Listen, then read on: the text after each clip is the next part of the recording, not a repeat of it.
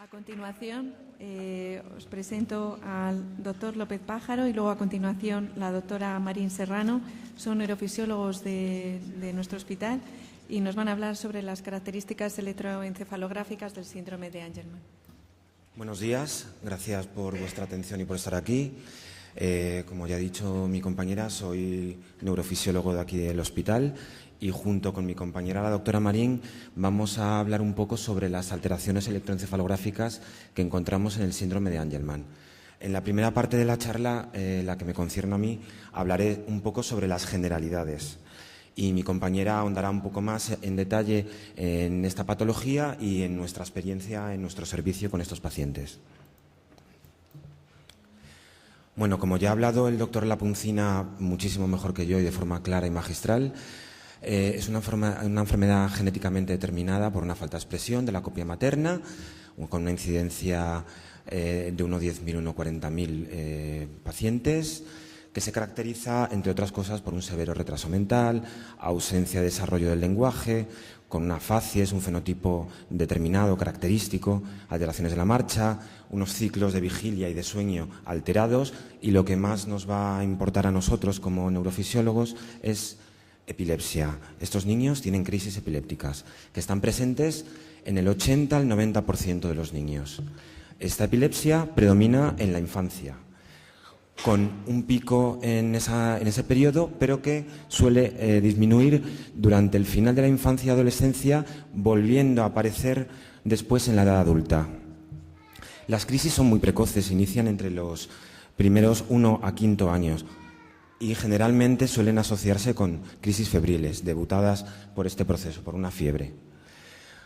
No está claro, no se ha demostrado que haya una correlación exacta entre las alteraciones electroencefalográficas, el genotipo de los pacientes, el tipo de crisis y la frecuencia, pero sí que existen unos patrones característicos, no patognomónicos. Quería hacer hincapié en esto, que tenéis unos niños que van a tener crisis durante los periodos precoces de su desarrollo, que luego van a estar mejor y que luego pueden volver a tener crisis. El inicio de las crisis, el 85% aparece en los 3 primeros años de vida. De ese 85%, el 25% aparece durante el primer año de vida. Vamos a encontrar todo tipo de crisis. Las más frecuentes suelen ser las mioclónicas, las ausencias atípicas, atónicas, pero puede haber cualquier otro tipo. Estas crisis no siempre van a ser iguales, van a evolucionar con la edad. El niño no va a tener siempre el mismo tipo de crisis. Las crisis pueden presentarse aisladas o agrupadas, a veces precipitadas por otros factores, como que el niño esté más cansado, que tenga fiebre, una infección, etc. Y no es raro que tengan estatus epiléptico, generalmente es no convulsivo. ¿Cómo vamos a medir nosotros, cuantificar estas alteraciones electroencefalográficas? Mediante electroencefalograma, que es la exploración funcional del sistema nervioso basada en el registro en el tiempo de la actividad eléctrica cerebral. ¿Cómo lo hacemos? Vamos a colocar una serie de electrodos. A ver si me funciona esto. En la superficie del scalp. No sé si se ve. Bueno, no se ve. Os lo voy a señalar aquí, en la superficie del scalp, dividiendo la superficie del scalp mediante un sistema estandarizado en tantos por ciento, basado en unos puntos antropométricos. Y analizando esa actividad eléctrica cerebral mediante la diferencia de potencial eléctrico entre pares de electrodos. Como podéis ver aquí. De esa forma, vamos a elaborar una serie de montajes que nos van a definir muy bien la localización de posibles focos, el origen de crisis, etc. Dividiendo la superficie del scalp en tantos por ciento, como ya he dicho, y nominándolo con una serie de letras que corresponden al punto anatómico correspondiente, en este caso, pues la F frontal, la P parietal, la O occipital, etc., y con una serie de números. Los números pares corresponden al hemisferio derecho y los impares al izquierdo. El electroencefalograma, la actividad eléctrica cerebral, es algo dinámico, evoluciona con la edad, varía con ese periodo en el que hacemos el registro. Vamos a encontrar en el electroencefalograma normal una serie de ritmos, de frecuencias, como son el ritmo alfa. No voy a entrar en esto porque tenemos poco tiempo, pero estos ritmos son normales, se caracterizan por su localización, por su frecuencia y por su reactividad. Ritmo alfa, beta, teta, etc. Vamos a hacer hincapié un poquito en lo que son puntas, ondas agudas, que son frecuencias paroxísticas muy rápidas, que duran muy poquito tiempo y que van a producir las anomalías epileptiformes, que tienen potencial comicialógeno, que es lo que nos va a importar en gran manera en estos pacientes. Este es un esquema de los diferentes tipos de frecuencias que obtenemos con esa diferencia potencial entre electrodos: los ritmos beta, que son muy rápidos, el ritmo alfa, que aparece en regiones posteriores, los ritmos teta, más lentos, los delta, mucho más lentos, están entre 1 y 3 hercios, 1 o 3 ondas por segundo, y las puntas, que son las que he comentado antes, con potencial comicialógeno. Esto es un registro normal de un paciente. Podemos ver en regiones posteriores este ritmito bien organizado, es el ritmo alfa. En regiones anteriores vemos estas alteraciones que corresponden al movimiento ocular. Este patrón tan normal no lo vamos a encontrar en los niños con síndrome de Angelman. Como ha explicado antes el doctor Lapuncina, hay un montón de alteraciones moleculares que se presentan en ese cromosoma número 15. Los que consisten en deleciones van a tener siempre una peor clínica y una peor actividad cerebral, un peor eje. Todo debido a que se cree que hay una disregulación del sistema inhibitorio del GABA, con lo que se favorece una hipersincronía, una facilidad para precipitar las crisis epilépticas. Si hemos visto que la prevalencia de las crisis epilépticas en los niños con Angelman es de un 90%, la de las anomalías cuando realizamos un electroencefalograma está entre el 80 y el 90% también. Hay 3 patrones principales que se han descrito en estos niños. Siempre intentamos clasificar todas las cosas para poder normalizar. No siempre es así, no siempre vamos a tener 3 patrones diferenciados, pero estos 3 patrones nos van a ayudar al diagnóstico diferencial y precoz del síndrome de Angelman. Luego mi compañera va a explicar un poquito más esto en detenimiento, pero decirles que el patrón número 1, que consiste en ondas delta hipervoltadas con predominio de voltaje por regiones anteriores y anomalías epileptiformes multifocales, es el tipo más frecuente que encontramos. Hacer hincapié en que son muy importantes en el eje. Estos 3 patrones no se van a ver en el niño recién nacido. Aparecen entre los 4 y 9 meses. Pero vamos a puntualizar una cosa. El fenotipo característico del síndrome de Angelman aparece entre los 3-4 años, con lo cual un electroencefalograma nos va a dar una información muy útil para el diagnóstico precoz de estos niños. A partir de los 10 años la actividad de fondo se hace más lenta, es menos característica que en los 3 patrones que he reseñado antes. Las anomalías epileptiformes encontradas en los electroencefalogramas tienden a migrar con la edad desde regiones posteriores a anteriores. No olvidemos que es un cerebro en maduración. Aunque es un cerebro mal funcionante, ese cerebro también madura, al igual que un cerebro de un niño sano. No siempre, como he comentado antes, los patrones están tan diferenciados como los que hemos descrito. Otra de las características es que los 3 patrones descritos durante el sueño no se modifican. Esto nos va a ayudar para el diagnóstico diferencial con otras enfermedades que nos puedan plantear dudas, como por ejemplo el síndrome de Prader-Willi, que también aparece en el mismo cromosoma. Esto es un ejemplo de cómo las anomalías epileptiformes y ese patrón lento se exacerban incluso durante el sueño. Esto es fases iniciales de un sueño no REM. En otras patologías, con el sueño pueden decrecer. En el síndrome de Angelman esto persiste o incluso aumenta. Como he comentado antes, es un cerebro en desarrollo. Aquí tenemos un ejemplo de una actividad eléctrica cerebral de un paciente desde los 14 años hasta los 33. No siempre van a mostrar el mismo patrón, eso va a variar. Las alteraciones que encontramos nosotros en el electroencefalograma son edad dependientes. Cuanto más joven es el niño, son más llamativas, más floridas. Y, como he comentado antes, se observan antes de la aparición de esos rasgos fenotípicos. Por eso la importancia de hacer siempre un electroencefalograma en cuanto tengamos una sospecha diagnóstica. Estos pacientes tienen muchas veces sacudidas rítmicas en los miembros superiores, mioclonías, que asociamos en el electroencefalograma con brotes cortos de una actividad de entre 5 y 10 hercios en esas frecuencias, pero que no son epileptógenas.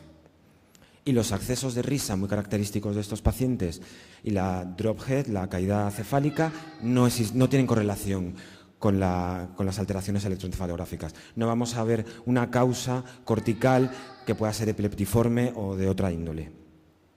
Estos niños duermen mal, tienen alteraciones del sueño como muchos de vosotros, padres, ya lo sabéis. Hay una prevalencia del 20 al 80%. Estos niños van a tener mucha actividad motora durante el sueño. Pueden tener un aumento de actividad motora en las piernas, en los brazos, un aumento de movimientos periódicos de extremidades que van a producir un arousal, un despertar, un alertamiento, lo que va a fragmentar el sueño. También tienen una menor cantidad de sueño REM. Un aumento de incidencia de apneas e hipopneas que muchas veces viene determinada porque muchos de los pacientes tienen microcefalia, unos rasgos dismórficos que pueden producir una obstrucción de la vía aérea. Por todo ello, tienen un menor tiempo total de sueño, duermen menos. También se ha especulado que si controlamos estas alteraciones del sueño, esas apneas, esos movimientos periódicos de extremidades, si hacemos que el sueño sea más fisiológico, menos fragmentado, vamos a mejorar el número de crisis epilépticas, las vamos a disminuir, con lo cual también ese cerebro va a sufrir un poco menos.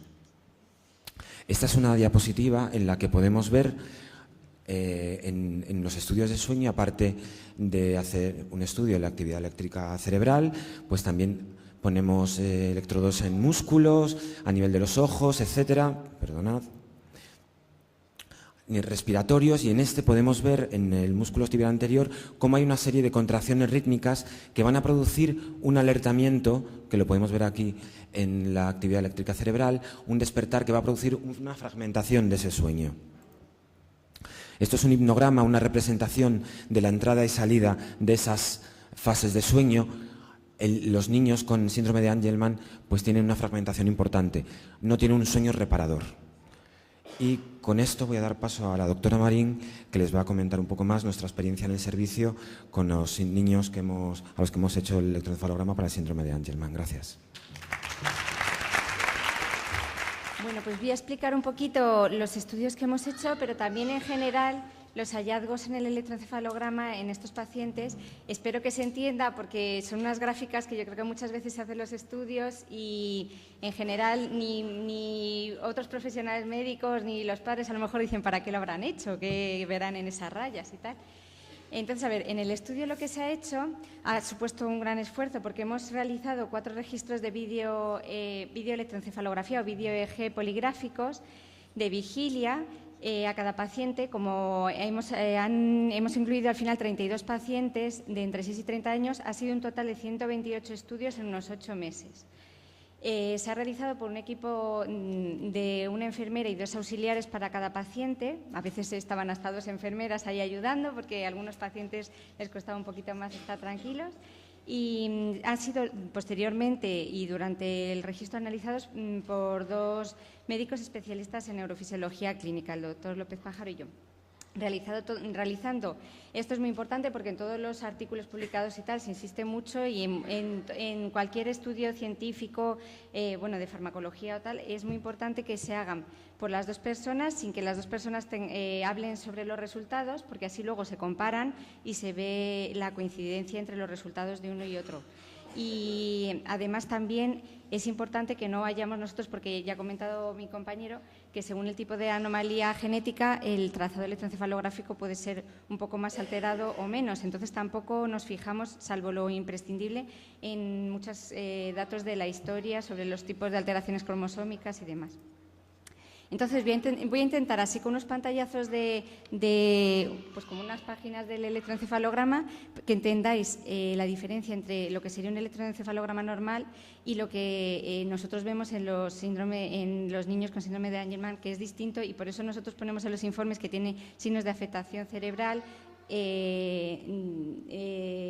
un poco más grave o un poco menos. Esto sería en una niña normal de 15 meses, que tiene pues unos ritmitos en regiones, bueno, no puedo pararme mucho, pero si veis aquí hay como una actividad un poco organizada, que sería en regiones posteriores, que comenta mi compañero, que aparece el ritmo alfa, y luego en regiones anteriores pues un poquito más irregular. Esto sería con 15 meses. Y esto sería en un paciente con 11 meses, que es más o menos parecida a la actividad con síndrome de Angelman. Entonces, como veis, es una actividad electroencefalográfica, eléctrica, que registramos con esas pegatinas que les ponemos en la cabeza, que está muy desorganizada. Entonces, cuando nosotros vemos esto, por eso comentaba mi compañero que es muy importante en un niño que haya una sospecha, o sea, cuando hay un retraso psicomotor en un niño pequeñito de 1 o 2 años, puede que el electroencefalograma no dé nada, pero si nos encontramos con este patrón y sabemos que este patrón se puede asociar con el síndrome de Angelman, ya ponemos en alerta de que a lo mejor hay que empezar a hacer estudios genéticos para un diagnóstico orientado a esta patología. Desafortunadamente hay muchísimas otras patologías que no se pueden ver tan claras en un electroencefalograma y no se puede orientar, pero en este caso sí. Esto, por ejemplo, sería en un adulto. Como he dicho antes, en este estudio no se ha incluido niños tan chiquititos, entonces ese tipo de patrón no se va a ver, pero lo quería poner para que se viera la importancia que tienen los primeros años de vida. Entonces, este sería el patrón que deberíamos encontrar en los niños que hemos incluido en el estudio, que sería un electroencefalograma normal, que veis que es bastante regular, con unos ritmitos posteriores regulares.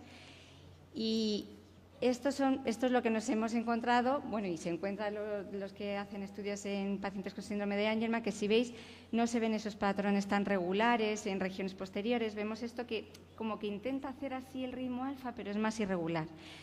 Y este es un paciente que no tiene un electroencefalograma muy patológico, porque hay algunos que no tienen epilepsia. En cuanto empiezan a tener epilepsia, el electroencefalograma empieza a ser más irregular. Pero este, por ejemplo, no estaría muy alterado. Pero como veis, no es normal. El significado, pues si tuviéramos apoyo, se podría hacer apoyo de todo tipo, de más gente, de más de todo, sobre todo gente que pudiéramos investigar más, pues, y equipos multidisciplinares con más contacto, pues se podría intentar ver por qué tienen este electroencefalograma y no uno normal. Pero bueno, yo creo que hace falta mucha investigación. Este, por ejemplo, con ojos abiertos de otro paciente del estudio, pues es bastante normal. Con lo cual, esto es una cosa que tenemos ahora que investigar, porque unos tienen unos electroencefalogramas bastante normales y otros, sin embargo, más alterados. Bueno, nosotros y la gente que se dedica a esto, pues seguro que están investigando en todos los centros por todo el mundo. Bueno, esto sería otro ejemplo.